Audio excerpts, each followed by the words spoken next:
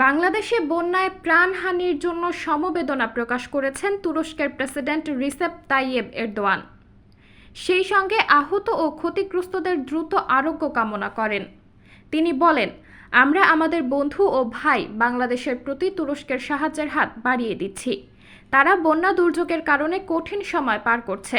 দুই দেশের মধ্যে সংহতির ওপর গুরুত্বারোপ করে এরদোয়ান বলেন, সহায়তা কার্যক্রমের মাধ্যমে আমরা আমাদের বাংলাদেশি ভাই বোনদের একা ছেড়ে দিচ্ছি না।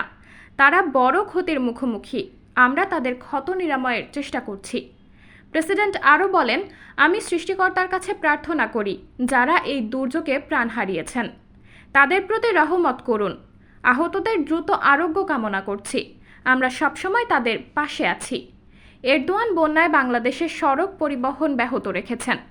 এমন মারাত্মকভাবে ক্ষতিগ্রস্ত অঞ্চলগুলোর প্রতি মনোনিবেশ করে মোট 16,750টি সহায়তা প্যাকেজ বিতরণ শুরুর কথা জানিয়েছেন।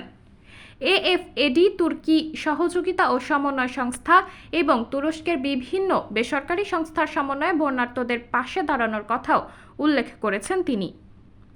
সাবরিনা জলিল, সবার কথা।